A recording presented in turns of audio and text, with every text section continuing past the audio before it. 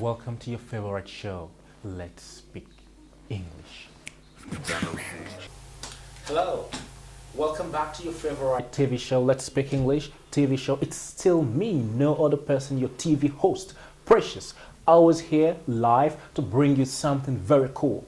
Last time, some couple of months ago, I had somebody all the way from the UK, Wolverhampton to be precise. She's back here again with me. And today, she came with something cool, some wonderful news I'm sure you would like to hear. Welcome back, Felicity, right? Yes. What's the name? Thank you very much. You're welcome. Last time when I had you on my show, it was so energetic and Okay. I really enjoy having you. And having you again is something I've always dreamed about. It's not, it's not like a flattery, but that's the truth. You know, I keep telling people I had this lady from the UK and she was too cool. And I wish to have her again. I'm glad to have you again. Yeah, well, your dreams have come true. Actually, my dreams usually come true. Yeah. So, Oh, I wish mine did. okay, talking about you coming back, what brings you back to Mongolia? Well, as you said, I come with very good news. Last time I came in October was the first time I came to visit Royal Academy. And we've been doing a lot of work since I came. Not just myself, but my director came and met your institution. And then the president actually visited Wolverhampton, visited our campus, met our vice-chancellor, and that was just before Christmas, and they signed an agreement which basically meant that we would then look into a possibility of a 2+2 agreement.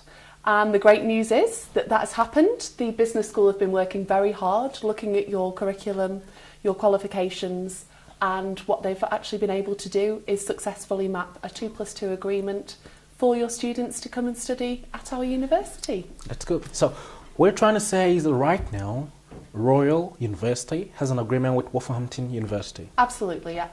Okay, so what courses do you offer at Wolverhampton? Like if a student should study at Royal and he wants to transfer, what kind of courses are transferable? Okay, well, at the moment, I know that Royal are developing new courses, but at the moment, business management, marketing management and human resource management are the three courses where students study their first 2 years here and then go to the University of Wolverhampton and complete the next 2 years. And the key point with that is they will still get exactly the same certificate if they had studied their full bachelor's degree in Wolverhampton. So obviously, I'm sure this is what you're thinking right now, the cost, that's Exactly. the major advantage. I was about asking that question. So what's the tuition like? Okay, well, typically the tuition is £10,700 per year. So in Tughrig, I think that's about 30 million.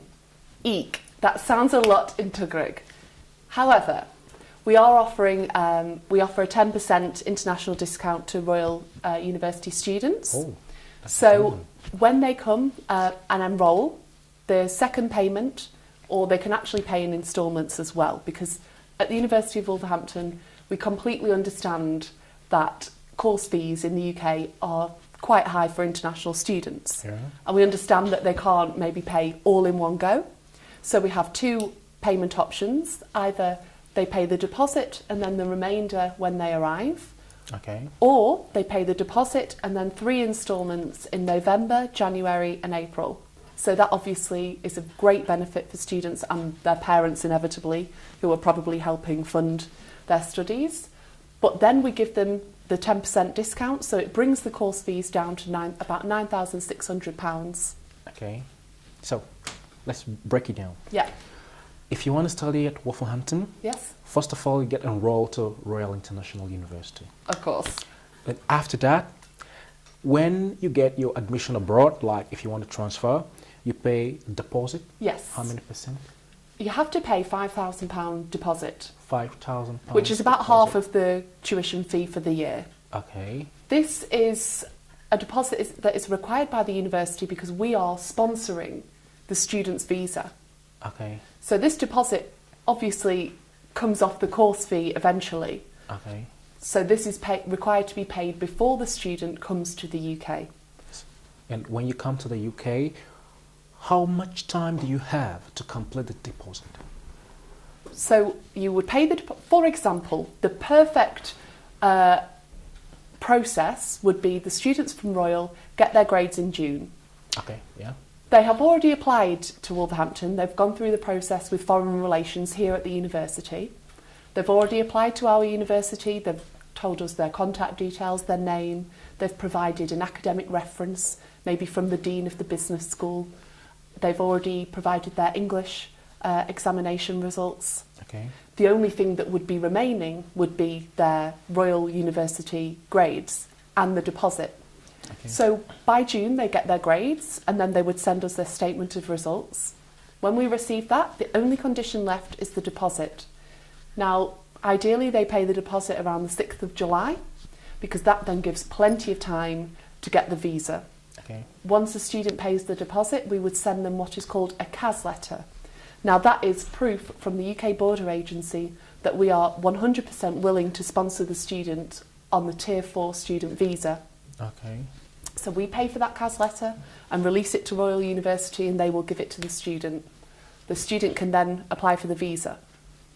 So that's why the deposit is required. Okay. And the deposit is considered as part of the tuition? Of course, yes. It's pretty much half of the tuition. Okay. And then, like I said, the remainder of the tuition is either paid in November by a certain date, and if it's paid by that date, we give the 10% commission, 10% discount, sorry, yeah. for the student to bring the course fee down to like £9,000. And if it's not paid on the date, on the said date? We will not then give them the international discount. Okay. And how many weeks grace can you give to a student? Let's say, sometimes things happen in life, you don't plan for it. Yeah, Like, understandable. a student paid a deposit, gets his or her visa, gets to the UK, and something happens, maybe some family problem or some financial issue, and the student is not able to complete this payment on the said date. Okay, well, we obviously have a great student services team at the university and counselling, and you have to bear in mind in the UK we are not profit-making universities. We don't want to say give us your money, and we understand situations and we take all sorts of circumstances into account. Okay. I can't say here and now exactly what we would do because circumstances vary dramatically. But that student, as long as they communicate with us and don't wait till the last minute, there will be no problem. They have to just keep in touch with either myself or the student support team and let us know their problems because we're here to help as well. We have a student counselling team, we have fantastic infrastructure within the university to be able to provide any kind of assistance. Okay. And obviously see what we can do around the financial side. Okay, still talking about finance. Yes. Are there possibilities of students getting jobs? Of course, yes. That's one of the benefits as well of a recent change we made within the university. Firstly, I'll talk about the start date. So Royal University students would actually not start in September, which is typical with most British universities. We've pushed back our start date to October. Now, that's for all the students within the university. Now, there's two major benefits of this. One major benefit is the visa time. It takes away a lot of the stress behind applying for a visa, especially if there's a last-minute panic. Especially because can you imagine all the students applying for their visas in August because UK universities are September. So it takes a lot of pressure off with that. Okay. But the major benefit, talking about money, is that students are allowed during summer holidays or Christmas holidays, whatever, during holidays to work full-time. Now, if they'd started back in September, they would have had 3 months full-time work eligibility. Okay, that's still good. Mm-hmm. But if they start in October, there's now 4 months because they finish their course in May. So then they have 4 months to be able to work full-time. There is a minimum wage in the UK as well. So I actually calculated that students can earn 12 million Tughrig over the summer. They can also work part-time during their studies, typically with a British visa. Obviously, sometimes there may be exceptional circumstances, but most students with the visa are allowed to work 20 hours per week. Now, in all honesty, I'm not a teacher, but I would never recommend that many. Students are making a huge investment to come to the UK. Their parents and the students are financially, and the effort that they've made to study well at Royal University to be able to get the grades to come to the UK. So I would hate for them to potentially jeopardise their studies by working a little bit too much. They have the possibility to work 20 hours, but I would always just recommend about 10 hours per week. And again, the minimum wage is it's over £6 an hour, but it's about 17,000 Tugrig per hour. So you can see how I calculated 12 million per hour over the summer. Wait, so you're saying that if a student should work like just 10 hours per week, he stands to make like 12 million Tugrig? No. Okay. In the summer, if they work 37 hours per week, which is full-time, Monday to Friday, or they might work Saturday or Sunday, dependent upon the job. But typically in the UK, full-time is classed as 37 hours per week. So what I did is I calculated 17,000 Tugrig per hour. 37 hours per week for 4 months is over 12 million Tugrig. Okay. So they would still have to work hard, but 37 hours is easy.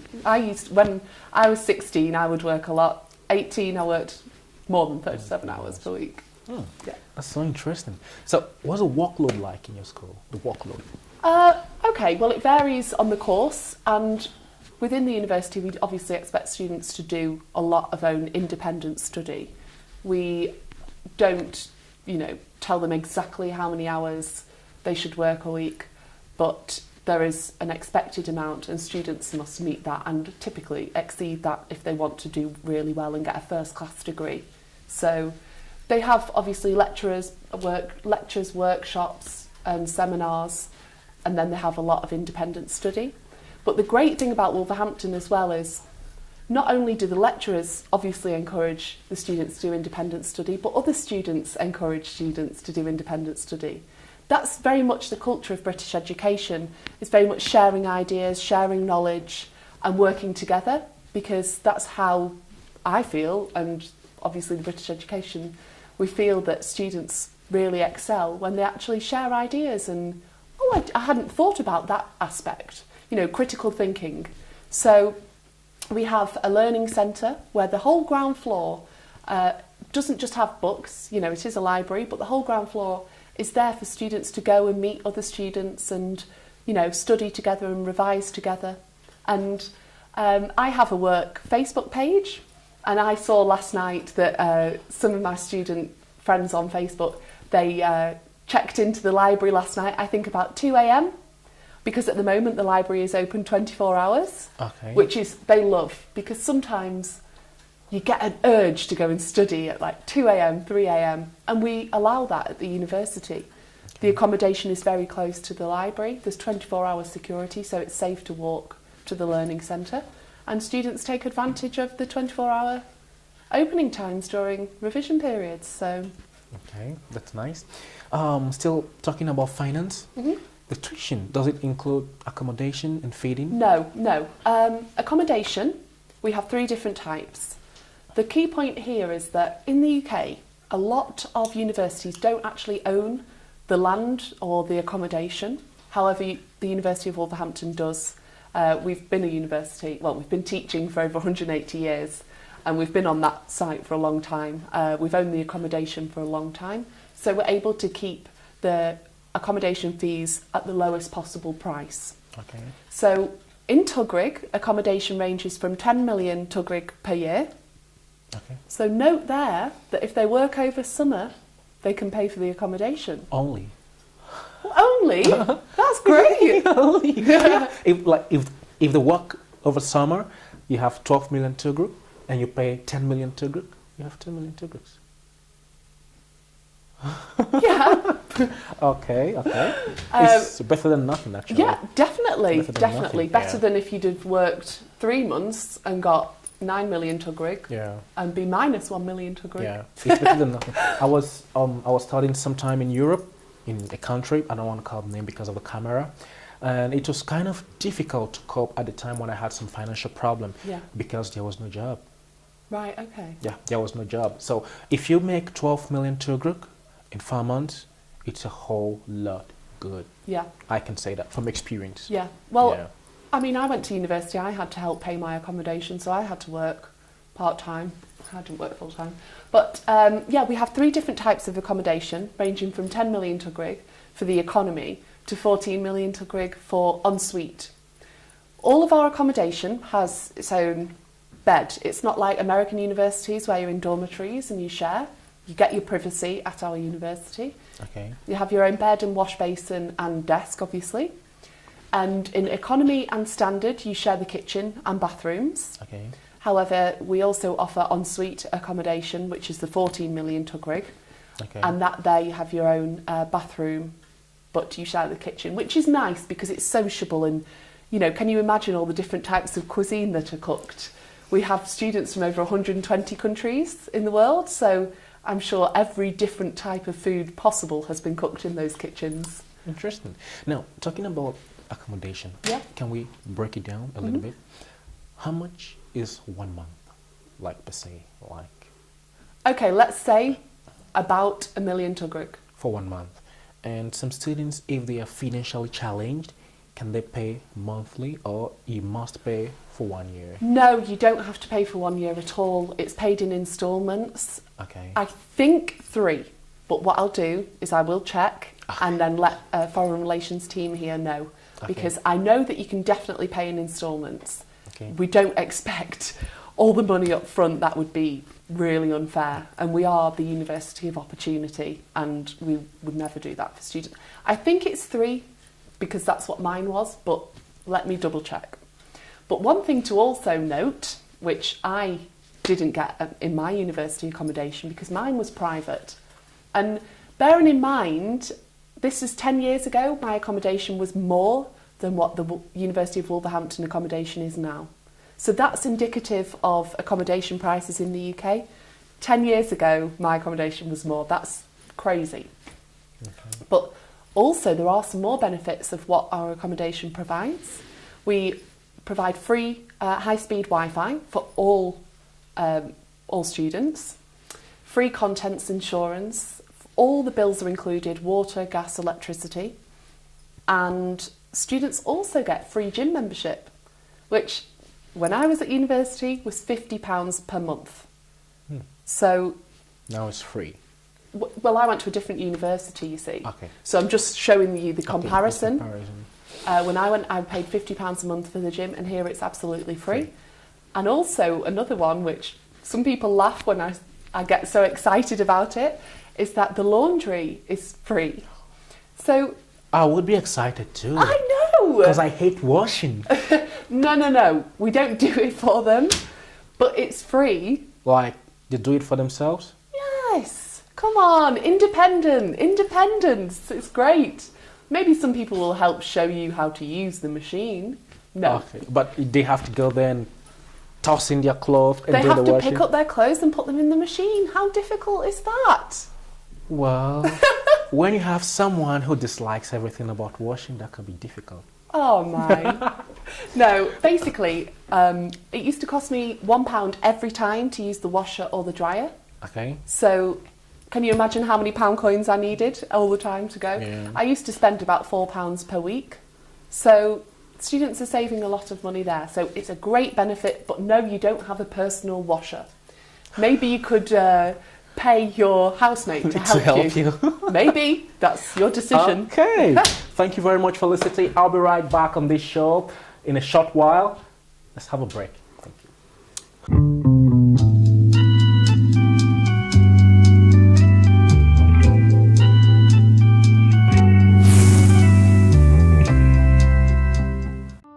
Европын бизнес ассамблийн олон улсын шилдэг байгууллага өргөмжлөлд Монголын Royal Academy хамтран үзүүлж байна.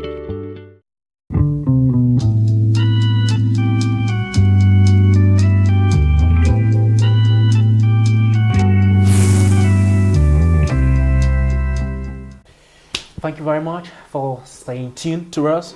I'm back again to the studio, and with me is still Felicity, all the way from Wolverhampton, United Kingdom, right? Yes. Okay. We were talking about finances and some stuff about students. So I want to ask you a question. You said it's possible for students to get a job. Yeah. Is it possible, like, for your school to assist them? Is there any way they assist the students to get a job? Yeah, of course. We have a careers centre at the university, a huge team within the careers centre. Not only do we provide kind of basic information such as weekly updates and a careers notice board online for students to go and have a look at what jobs are available either on campus or externally, because a lot of companies actually advertise jobs through the university. I'll just point there that we are the leaders in the UK in what's called Knowledge Transfer Partnership, which is very indicative of how closely we work with local businesses in the country and employability.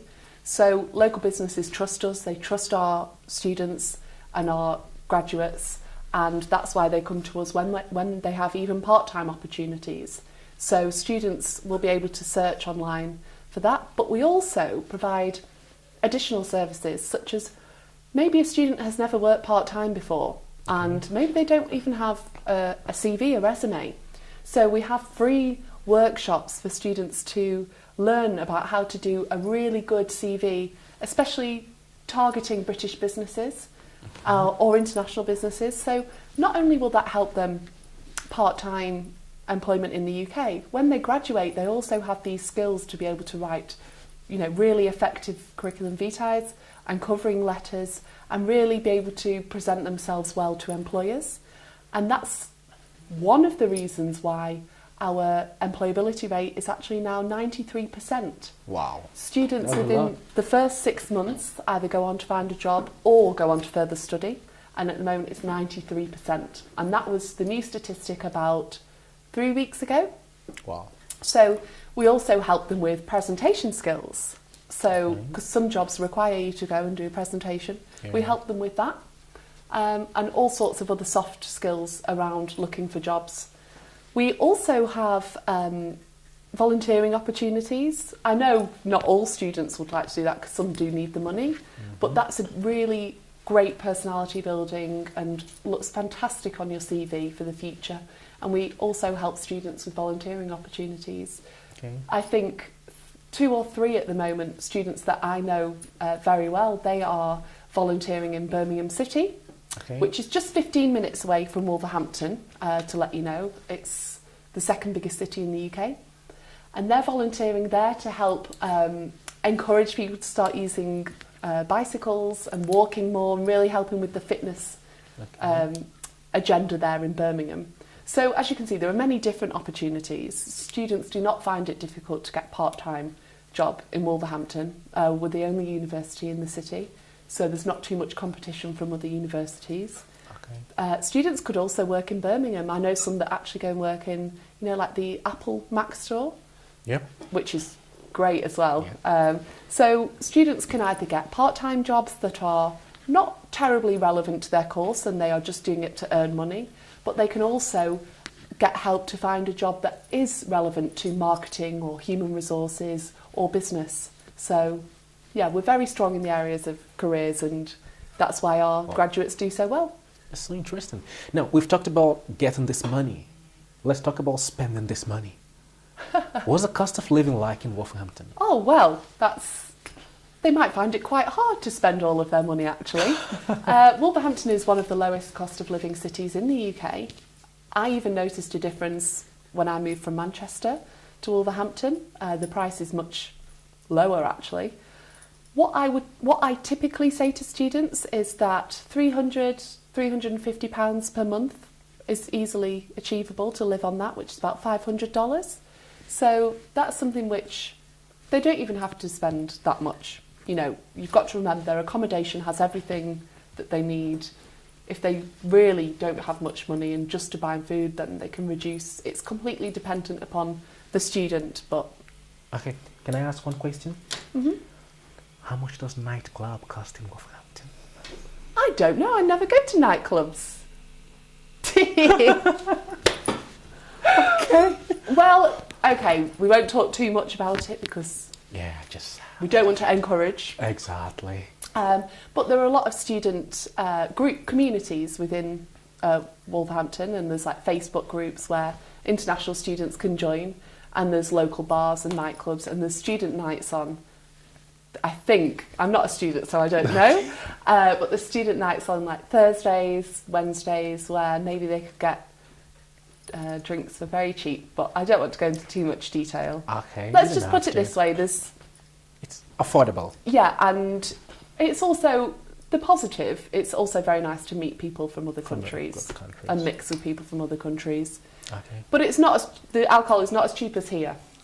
Okay. I will say that the vodka is definitely not as cheap. Okay. Okay. Do you have any famous alumni like you want to talk about? Yeah, we have very strong alumni at Wolverhampton from all different sectors. I can't talk about alumni from every single course because we have over 200 undergraduate courses and 120 masters. But one business alumni is actually the head of Facebook in the UK.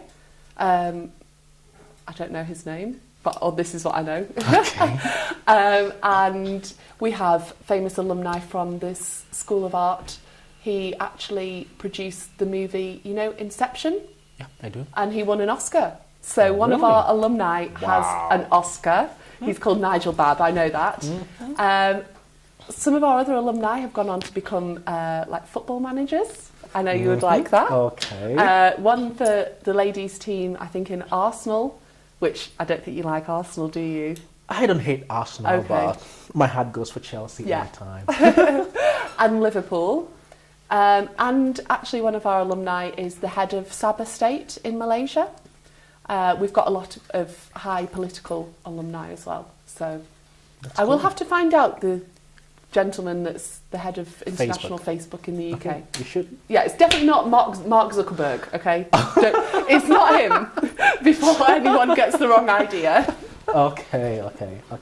They get that. They get it. Okay, lastly, we've been talking about 2+2 program. What are the benefits of 2+2 program? Okay, well, we've obviously spoken about cost a lot. Yeah. But, you know, seriously, students studying their full bachelor's in the UK, they may never, ever be able to achieve it because of the price. We have to be realistic.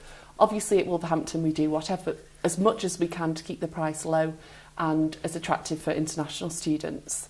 But this 2+2 agreement not only means that students can stay in Mongolia for a little bit longer and maybe save up a little bit of money while they're here to help pay towards their tuition in the UK. So they study 2 years here and then only have to study 2 years in the UK. So they're obviously saving the money, but they still get exactly the same qualification if they'd studied their full bachelor's in the UK. Now, typically, a Mongolian student, once they graduate from high school, they have to study what we call a foundation year. And then they do their 3-year bachelor's. So they would have to do a 4-year degree pathway. Okay. Even though bachelor's in the UK are 3 years, because of the level of the high school qualification, they have to do foundation year. So they're automatically saving 2 years UK tuition fee, but still getting the same qualification. They're saving £20,000 Okay. plus the accommodation. You know, they're saving about £30,000 to still get the same qualification, but with the same quality, because I know the quality of here. I was about saying that. Absolutely. I was about saying that. We would not create an agreement with a university we did not believe had a fantastic curriculum, great teachers. We've met you 4 times in the space of 6 months, you know, less than 6 months. Yeah. So we know that the quality of teaching is extremely high, and that's why you would still get the qualification, exactly the same quality. Different experience, you know, studying 2 years in the UK, fantastic, but saving A lot of money. a lot of money. Okay. Do you have any plans for the master degree program? Because at Royal University, we also have a master degree program. Yes. Do you have any plans for that? Like this 1+1 program? Can I call it that? 1+1? Well, this is the thing. Like last October, we were still a little bit unsure as to exactly what we would be doing, so I can't say too much. But we are talking about MBA, and we're looking into all sorts of different options. We're looking into whether it can be fully delivered here, but they still get the same certificate as if they'd studied it in the UK. However, then they are missing out on part of the experience, which is such a huge part of gaining a British degree. So we're also then looking into the possibility of 2 semesters here and 1 semester in the UK. So maybe studying 2 semesters here, but then doing their dissertation in Wolverhampton. Okay. Or we're looking into other types of 1+2 or 2+1 or 1+0.5. We're just looking at the moment, and we're looking at the curriculum, and we're seeing how they would tie in together.